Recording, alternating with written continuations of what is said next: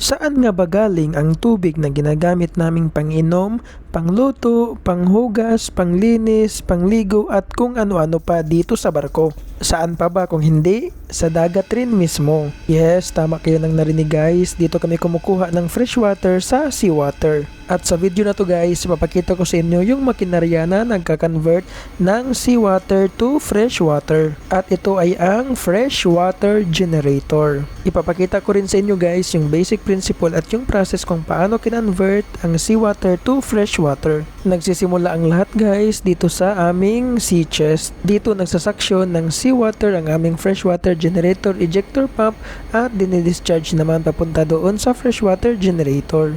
Pagkatapos sa bomba na to guys ay dadaan na yung seawater dito sa tubo na nakikita nyo papasok sa condenser side ng aming freshwater generator. At dito naman lalabas sa kabilang side. Yung ibang seawater guys ay nagiging feedwater papuntang evaporator. Tapos yung iba naman ay diretso lang papuntang baba at dadaan dito sa air brine eductor. Ito yung responsible sa pagbuo ng vacuum at tinatanggal din nito ang hangin at brine sa loob ng freshwater generator. At pagkatapos dito ay pababa na yung seawater at dadaan sa overboard valve kung saan i-discharge sa labas ng barko at ibabalik sa dagat. So yung basic principle ng freshwater generator guys ay tinatawag na vacuum distillation kung saan iniinit at pinapakulo yung seawater under vacuum or below atmospheric pressure. So kapag kumukulo na yung seawater guys, yung steam na napoproduce ay pumupunta doon sa condenser at pinapalamig at nagiging condensate water at itong condensate water na to guys ay pure water na to. Yung mga asin-asin sa seawater guys ay hindi sumasama sa steam. Kung may nasasama man ay natatanggal kapag dadaan na ito sa demisters. Pero bakit nga ba kailangan under vacuum guys? So sa normal condition guys or sa atmospheric pressure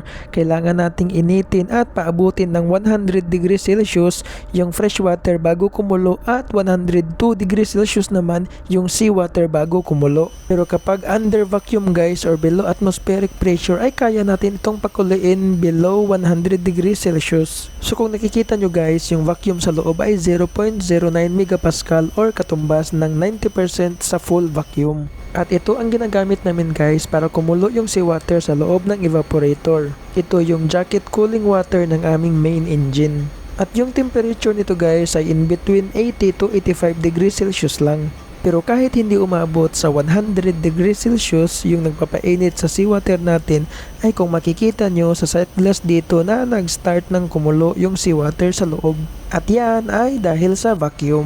Yung steam na galing sa evaporator ay pupunta sa condenser, magko-condense at isasaksyon ng distillate pump. Ito yung magta-transfer sa distillate water from freshwater generator papunta sa mga freshwater tanks namin. Pero bago mapunta doon sa mga tangke namin ay dadaan muna dito sa salinometer kung saan susukatin yung salinity o kung gaano kaalat ang na-produce na distillate water. Kung lalagpas sa nakaset na value ay mag-o-open itong solenoid valve para ibalik yung tubig sa freshwater generator. Pero kung okay naman ay dadaan ito dito sa flowmeter at dediretso na papuntang freshwater tanks. At ito na nga yung freshwater tanks. Dito sa barko namin may 4 kami na freshwater tank. Freshwater port side, freshwater starboard side, distillate water tank at drinking water. So mga to guys, salamat sa pagtanaw.